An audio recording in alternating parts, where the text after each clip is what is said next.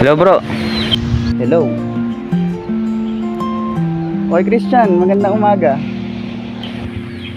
Anong oras nga pala yung live group natin mamaya? Mga 4 PM ang ating live group sa inyo. Oh sige sige. Isama na rin si Polan eh. Sige sige. Salamat ah. Okay sige. God bless. Napakasarap maglingkod sa Panginoon na may dalisay na puso, may integrity. Integrity is doing what is right, even without the knowledge of the people, without the knowledge of the public. Kahit nag-iisa tayo, pakita natin sa Panginoon tayo yung mga tunay na Kristiyano. Nangyayari yung 2 Corinthians 5:17. If anyone is in Christ, is a new creation. The old is gone, the new has come. Kaya isa-isang anak upang ang sino mang sumampalataya sa Kanya ay hindi mapahamak, kundi magkaroon ng buhay na walang hanggan. Bawa, bibigyan kita sa birthday mo ng iPhone Pro Max. Diba, hindi ka na magbabayad sa akin. Kung baga, ano na yun eh? Regalo ko na yun sa'yo. Tatanggapin mo na lang. So, ganun din pala ang pagtanggap sa Panginoong Hesukristo. Kailangan mo siyang tanggapin para mapasayo na yung kaligtasan na gusto mo. Diba? Ng iyong mga gawa. Kaya walang may pagmamalaki ang sino man. Diba? Maraming salamat po. Sa pangalan ni Jesus. Amen.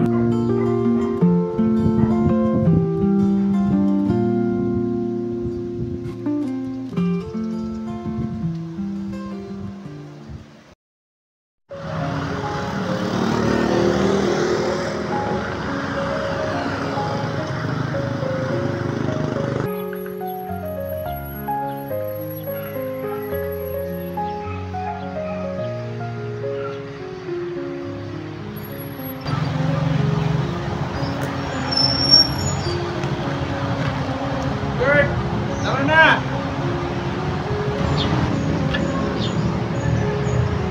Teka lang kuya, si antay mo ako.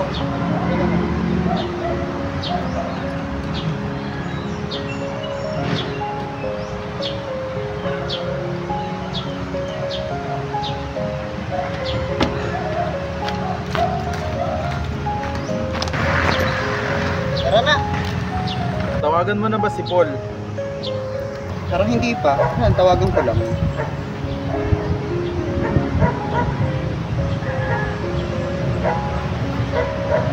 Magre-ring siya. Hello, Paul. Papunta na kami sa sa Tuason. Tara na. Nag-aantay na si Christian doon. Pumunta na ako. Una lang kayo ni Christian. Okay, sige. Papunta na kami. Sige. God bless ha. Thank you.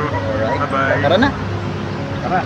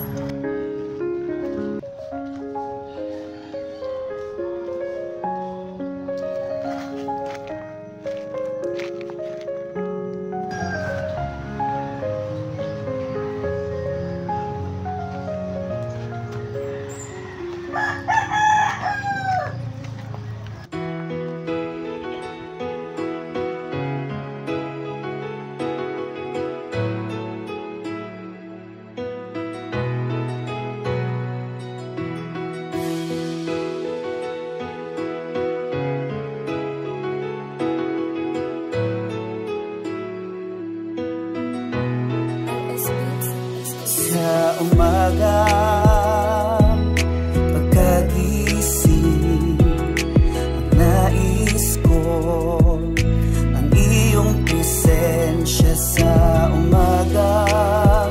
Nararanasan ka, lubos ang saya ang nadarama sa presensya mo. Ay natagpuan ang kapayapaan sa presensya mo, Jesus. Ang nais ng puso'y umawit sa iyo, sa problema. Papupurihan ka at sambahin ka. Ang hangarin ng puso kong ito ay ikaw. Ang dalangin mapalapit sa'yo, yung pinaka-observation natin. Kumbaga, ang ganda ng mensahe, di ba, yun sa kawikaan, na para sa akin, itong message na to is a real talk para sa atin siya, di ba? Kumbaga, yung bang ginagawa natin sa buhay is, yung bang kapag wala tayong mararating sa buhay, parang ang pangit, di ba, pakinggan. Kaya mas maigi na talagang nagsusumikap tayo at maganda daw yung kinabukasan natin. Ayun yung sinasabi sa Proverbs. Pero this message is a double meaning sa atin, sa akin. Hindi lang siya literal, ganun din sa spiritual. Kumbaga parang kailangan din nating magsumikap at humakbang para sa ating spiritual growth, 'di ba? Dahil sabi sa verse na ito, magandang iyong bukas kung ikaw ay nagsisikap. Sabi nga dito sa may expository, over and over again, the Holy Spirit loud industry while condemning laziness. Ibig sabihin, kumbaga, kailangan din nating tumayo or kumbaga, syempre, gusto nating mabago sa ating pananampalataya, yung bang mas lumago pa. So, ano yung kailangan nating gawin?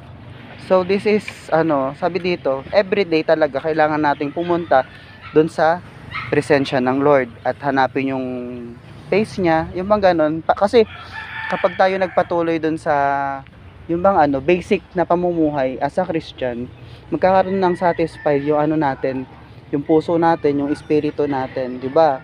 For example, yung pagbabasa ng Biblia, pananalangin at pagsamba, at the same time nakapag-share din tayo ng gospel.